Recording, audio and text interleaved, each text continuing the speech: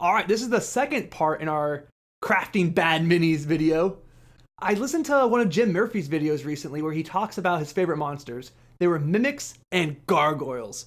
Now, I'm not a big fan of mimics, but gargoyles, that sounds pretty cool. My current group's been together for like maybe 3 years. I don't think I've used those yet.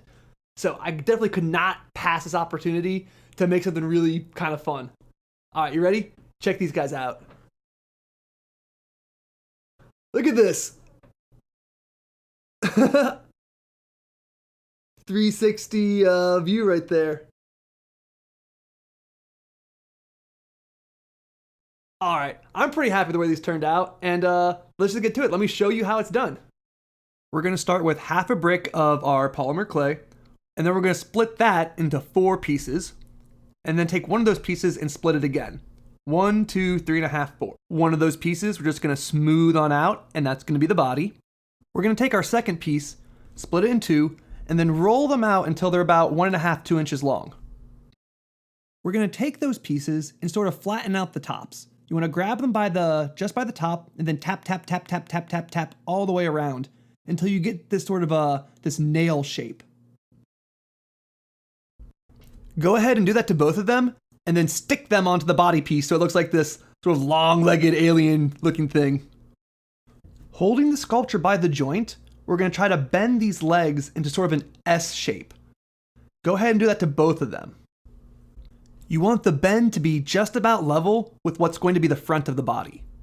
Now you wanna grab the sculpture and pinch down near the bottom of the legs and push inward, and that's gonna make your feet and knees really pronounced. Now set your sculpture down on the table and sort of make sure that it's gonna stand up straight or that the bottoms of the feet are flat. It doesn't have to be absolutely perfect right now because we're gonna correct it later. Cool. Do you see how that makes the knees really pop out? And that's one of the ways we're gonna make our gargoyle look like it's squatting down instead of just being small. Next, we're gonna go ahead and grab our starting piece that we split into 2 pieces, take one of those bits and split that into 2. Roll those out, and then tap down the tops like before. These are gonna be our arms. We're gonna stick the big ends onto the body and then put them straight out like a mummy or something. And then we're gonna cross them over each other to look like the gargoyle is hunched over, maybe grabbing at its knees. Really classic pose. That other starter half, we're gonna turn into wings. We're gonna flatten these pieces into these triangles, these isosceles triangles. And then bend one side just a little bit around your thumb to make this wing shape. Do this with both of the pieces, and then sort of rub them into the back of the gargoyle until it's smooth. The last of our 4 starting bits is gonna be the head. We're gonna roll it into a ball, and then really gently with our thumb and index finger, we're gonna start tapping on opposite sides with this little crocodile jaw motion. Until it's sort of shaped like a sort of a dull wedge. Here, I want you to get a good look at this. Now go ahead and put the head on the body, but do it at an angle so it sort of looks like it's looking downward. To make the ears / horn / crowl, we're gonna pinch at the edges and we're gonna extend the outside while depressing the inside.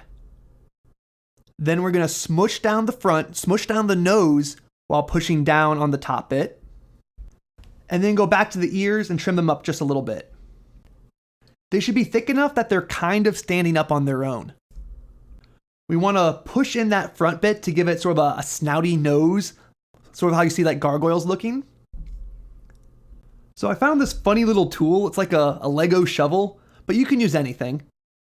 I'm gonna go ahead and poke 2 holes for big nostrils and then 2 holes for eyes. And then I'm gonna take the flat end and sort of open up a mouth. I'm gonna use the flat end of my tool to go ahead and give it a brow line, just a little wedge right there between the eyes.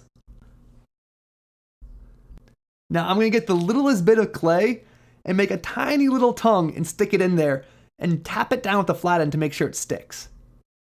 Finally, I'm gonna set the little sculpture down the mat and use the flat end to carve out a few claws or toes at the bottom of our gargoyle.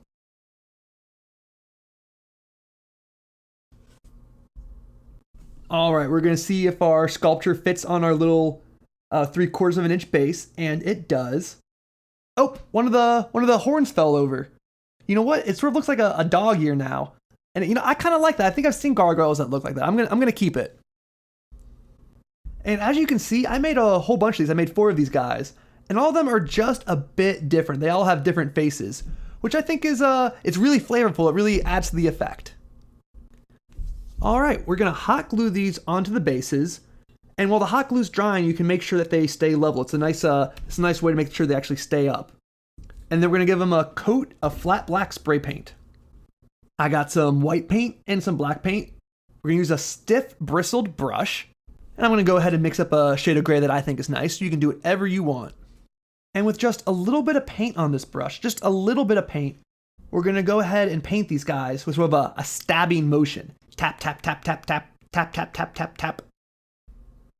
And if you can see, all the thumbprints that we left on our sculptures are now giving it texture to make it look like it's stone. We're gonna let it dry a second, and then we're gonna dry brush on even a smaller amount of white paint.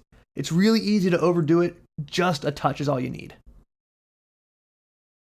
And that's it, voila, we are finished.